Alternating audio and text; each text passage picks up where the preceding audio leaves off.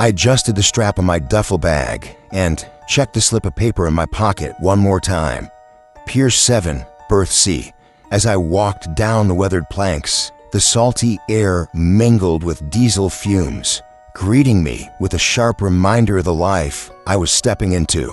Fishing boats, some worn and weather-beaten, were moored along the dock, their masts and rigging forming a tangled forest of metal and rope against the gray Oregon morning.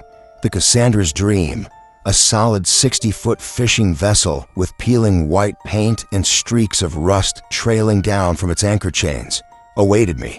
I had answered the Craigslist ad just 3 days ago, and Captain Torres had called me back within hours, keeping the conversation brief, asking only if I was capable of physical labor, if I got seasick, and whether I followed instructions without question.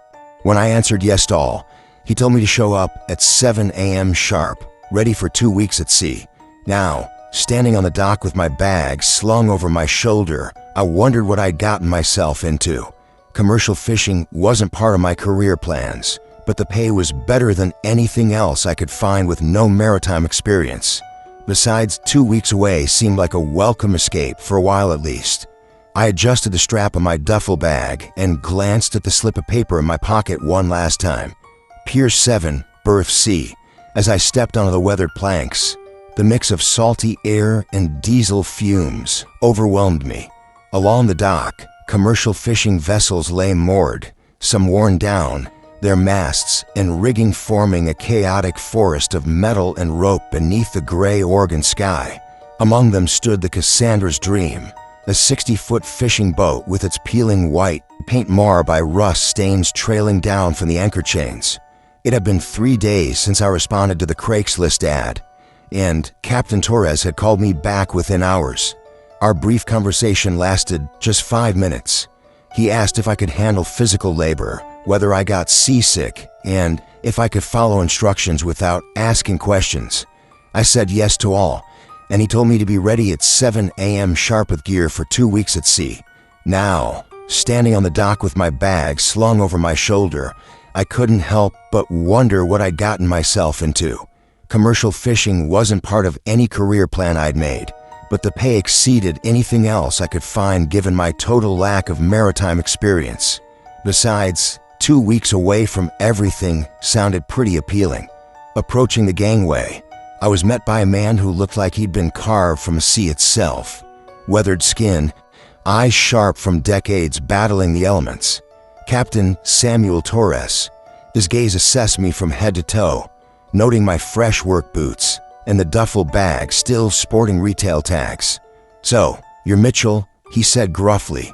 "That's me, Tyler Mitchell." He nodded slowly, a knowing look in his eyes. "First time on a fishing vessel?" "Yes, sir." Figured as much. Without waiting, he motioned me aboard. "Come aboard. We'll get you sorted." Stepping onto the deck, the atmosphere was serious. For crew members moved with practiced precision. 2 near the stern checking nets, a pair who seemed related, a woman with short dark hair and a man whose resemblance was unmistakable. A third, a woman with sun-bleached hair, methodically coiled rope as if the chore was second nature. The last, a man in his 30s, was securing equipment by the wheelhouse. Captain Torres didn't waste time on introductions. Instead, he reached into his jacket pocket and retrieved a weathered, folded sheet of paper, its creases faded and the ink slightly blurred. "Before you do anything else, you need to read this," he said, handing me the document. "These are the rules for working on my boat, only 6. Simple enough, even for a greenhorn to remember." I unfolded the paper, immediately noticing the careful block letters pinned in blue ink, the kind of handwriting that suggested someone took care to make every word clear. The paper felt heavier than ordinary, almost like parchment. The rules began. 1. If you hear your name called from the water, do not respond or look toward the sound. Turn your back and walk away immediately. 2. If you hear a bell ringing that no one else seems to notice, find Riley Stevens and stay close to her until morning. 3. Never go below deck alone after sunset. 4. If you see two ships where there should be only one, report only the first. 5. Do not stare at your reflection in the water for more than a few seconds. Do not respond if it waves or speaks. 6. During storms, follow all orders from the captain without question, even if they seem nonsensical. I read the list twice, expecting a punchline or some hazing ritual, but Captain Torres's gaze was unwavering, clearly signaling there was no joke here. The crew's quiet glances at us tightened a knot in my stomach. Some kind of hazing. I try to keep my tone light, like an initiation for the new guy. A short laugh from the rope-coiling woman. Riley, by the sound of it, carried no amusement. The two by the nets exchanged a look that told me I'd just made a poor choice of words. Captain Torres crossed his arms. Do I look like someone who has time for games, Mitchell? I studied the hard lines of his face, then realized he didn't. He carried an authority born of life or death choices at sea. These aren't just rules, I said, gesturing at the paper. They are unusual. Unusual doesn't mean optional, he said firmly, nodding toward the crew. Everyone on this boat follows them, no exceptions. He proceeded to introduce the crew by name. James Campbell at the wheelhouse, Riley Stevens near the ropes, and the siblings Kevin and Emily Baker at the nets. Each acknowledged me with a serious nod. No smiles, no chatter, just professional recognition, the kind that comes from facing unshakable truths together. You can ask them about it later, Torres continued, but right now, I need to know, are you going to follow these rules, or do you need to find another boat? Despite a mind full of questions, the practical part of me understood there was no room for debate. I'll follow the rules, sir. He folded the parchment carefully and pocketed it. Good. James will show you where to stow your gear and walk you through the routine. We cast off in 20 minutes. I unfolded the worn piece of paper and carefully read the list of rules Captain Torres handed me. Each one was written in clear, deliberate block letters inked in blue, with an almost ancient weight to the paper itself. The rules felt oddly specific and unsettling. First, if you hear your name called from the water, do not respond or even look toward the sound. Turn your back and walk away immediately. Second, if a bell rings, one that no one else seems to notice, find Riley Stevens and stay close to her until morning. Third, never go below deck alone after sunset. Fourth, if you see two ships when there should be only one, report only the first ship. Fifth, do not look at your reflection in the water for longer than a few seconds. Don't respond if it waves or speaks. And sixth, during storms, follow every order from the captain without question, even if the instructions seem illogical. I read them twice, waiting for a punchline or some hint that this was a joke or initiation rite. But when I looked up, Captain Torres was watching me with an intensity that admitted no doubt or humor. Around us, the crew had paused their work, their serious gazes making my chest tighten. I tried to laugh it off. Is this some kind of hazing, like a test for the new guy? Riley Stevens, the woman coiling rope with practiced efficiency, let out a short laugh devoid of amusement. The men by the nets exchanged uneasy glances that told me I'd said something wrong, like an inappropriate comment at a somber occasion. Captain Torres folded his arms and asked sharply, "Do I look like someone who has time for games, Mitchell?" His presence was undeniable authority. I realized these rules weren't mere superstition or folklore. Despite my skepticism, it was clear they had a purpose. The crew members living and working around me followed these rules without exception. I swallowed my doubts and nodded. I'll follow the rules. He pocketed the paper and nodded. Good, everyone does. I tightened the straps on my duffel bag and glanced once more at the slip of paper in my pocket. The dock beneath my boots was worn and creaked softly beneath the steady rhythm of my footsteps as I prepared for my first day aboard the Cassandra's Dream. The salty air mingled with diesel fumes, a scent that instantly transported me into the world of commercial fishing. Although I lacked any maritime experience, I had answered a Craigslist ad just days before and found myself thrust into this unfamiliar realm. Captain Samuel Torres' list of rules echoed in my mind, especially the first one. If I heard my name called from the water, I was to neither respond nor look toward the sound, but instead turn away immediately. The seriousness with which the crew adhered to these rules had seemed almost otherworldly, and now I was about to discover why. As the boat left the harbor, the motion shifted. The familiar, gentle sway of dockside vessels gave way to the longer, rolling swells of the open ocean. That day was a whirlwind of learning.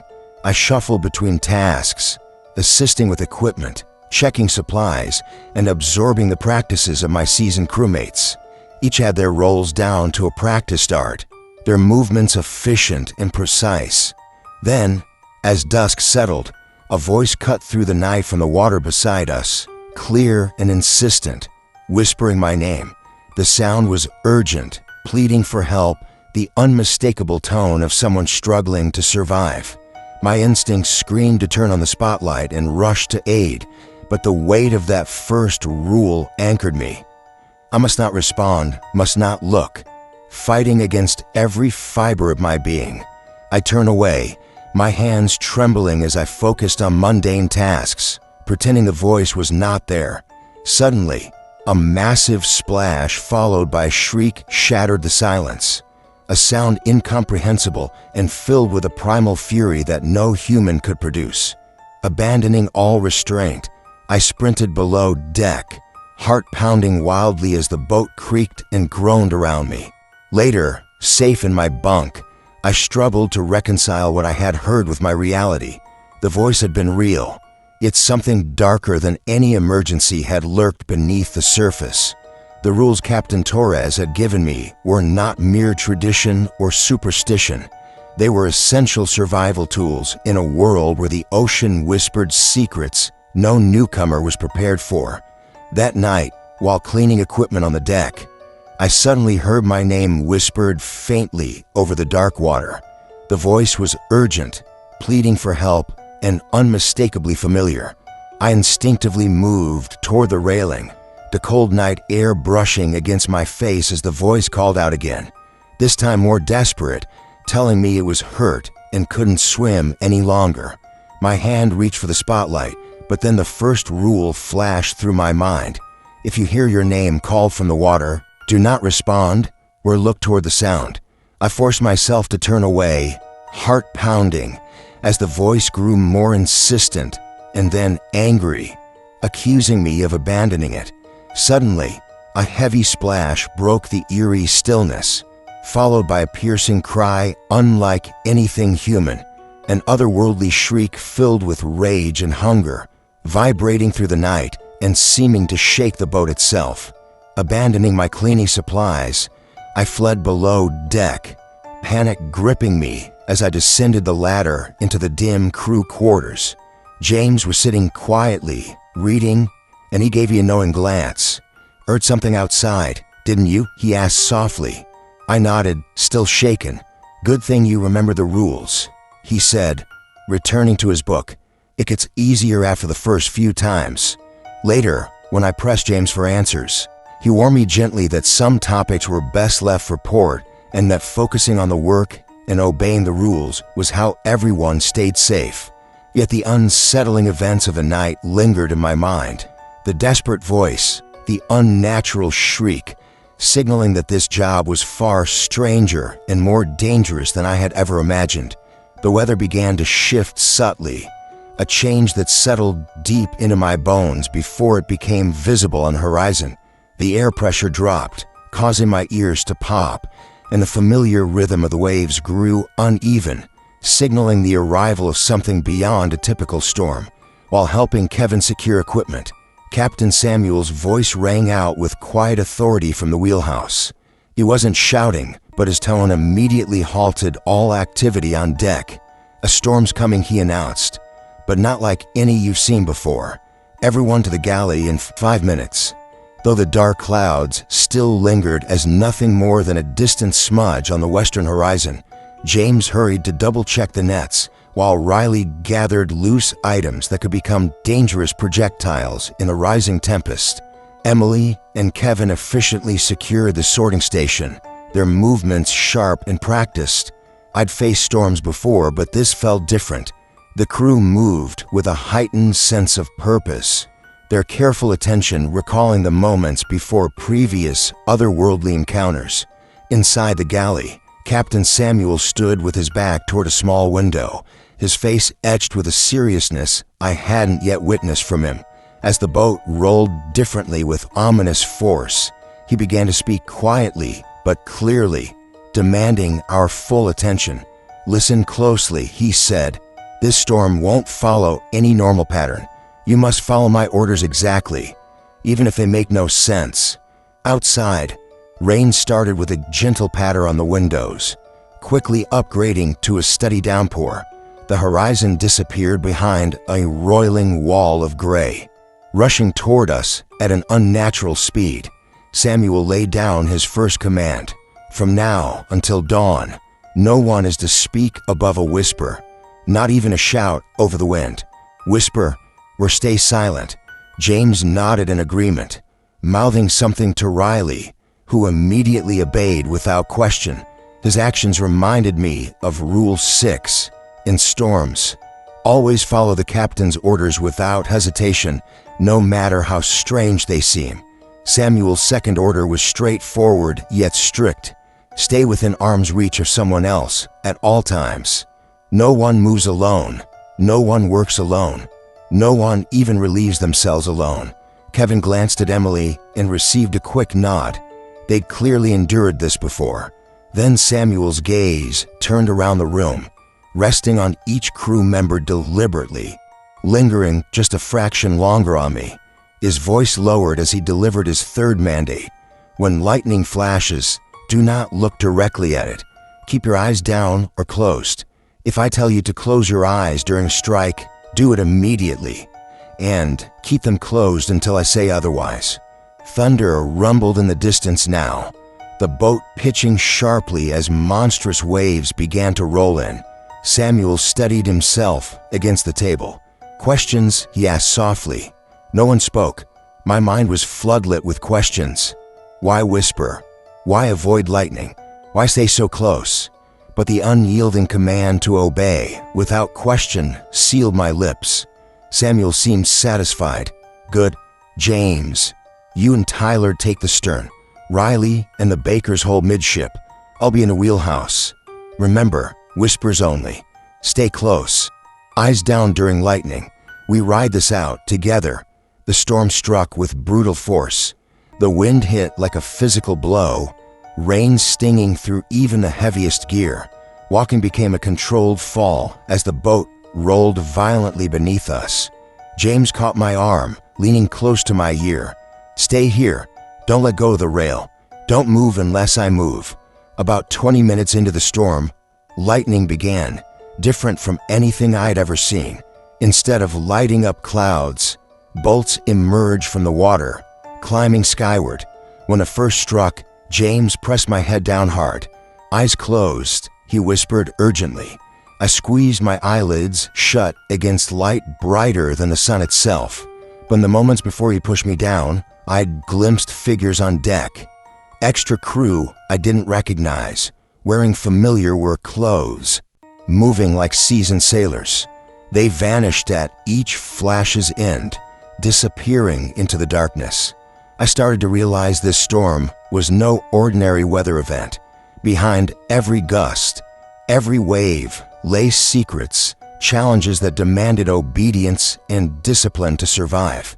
The storm had fully arrived, and our boat pitched violently with every wave, the wind battering us relentlessly.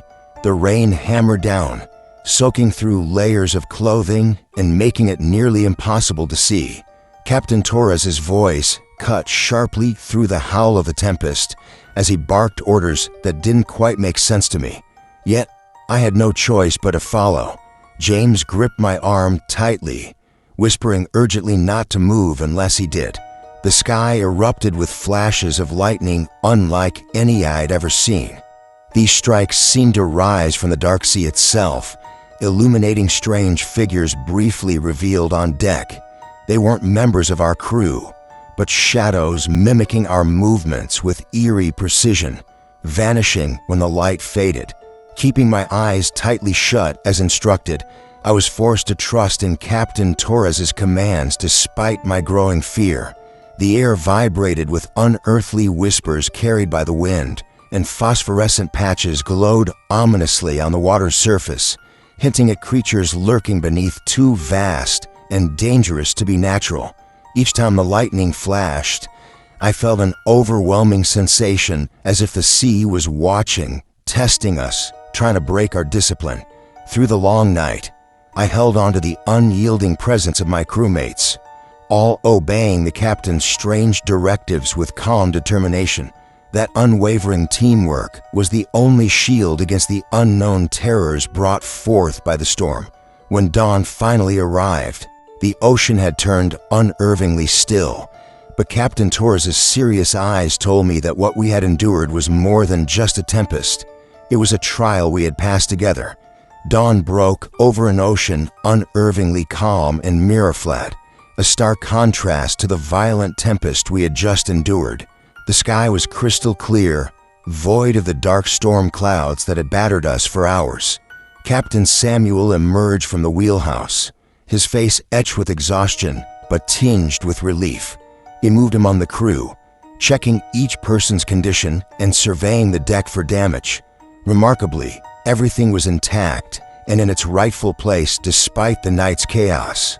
"Good work," he said firmly, his voice carrying the weight of the challenge we had faced. Everyone did exactly what they needed to do.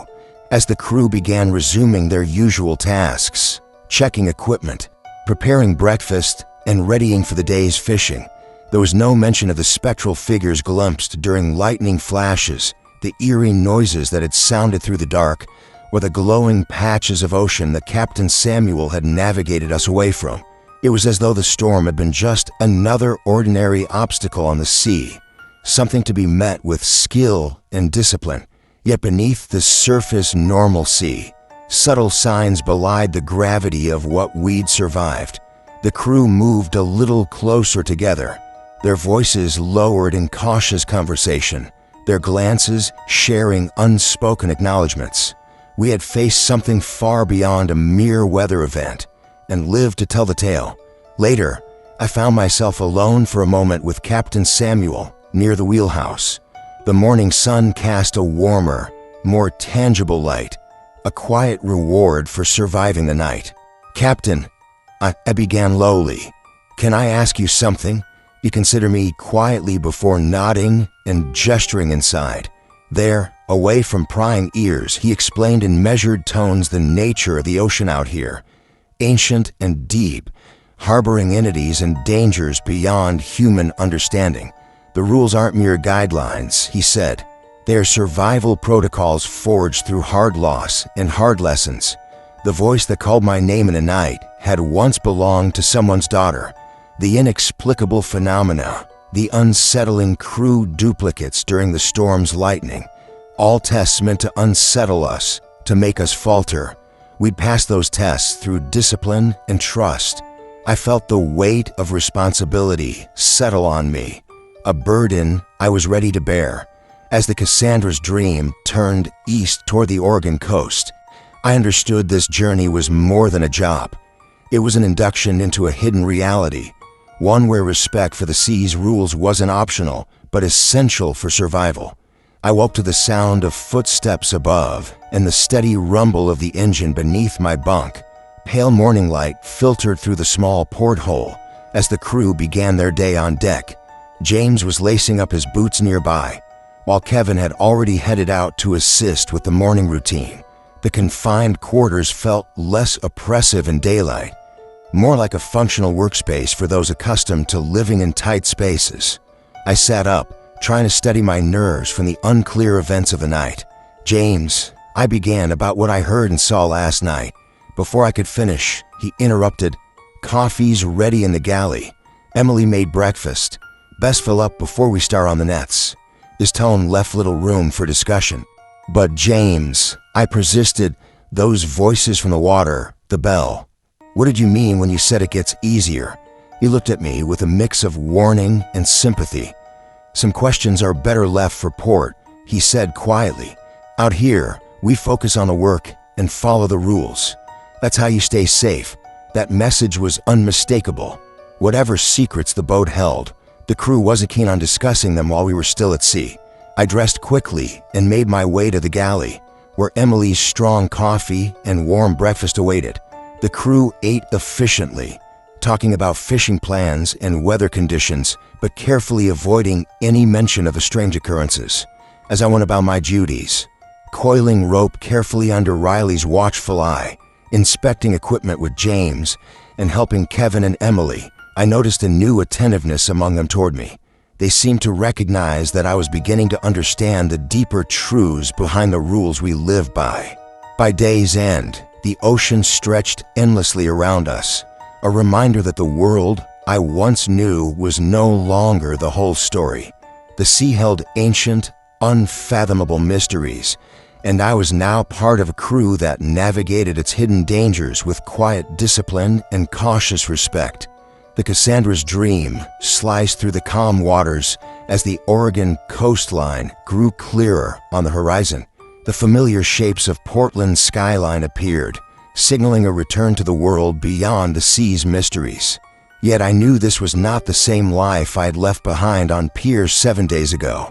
As we neared the harbor, Captain Samuel moved alongside me, his eyes reflecting a quiet approval, not just for how I had followed orders, but for embracing the weight of the knowledge he had entrusted. The other crew members, once distant, now included me seamlessly in their preparation for docking. James patiently showed me how to secure the tarp, his instructions steady and practiced. Emily invited me to help organize supplies, while Kevin handed me a checklist with the expectation that I'd understand what needed to be done. Their trust weighed heavily on me, forged through shared hardships and survival of the ocean's unfathomable threats.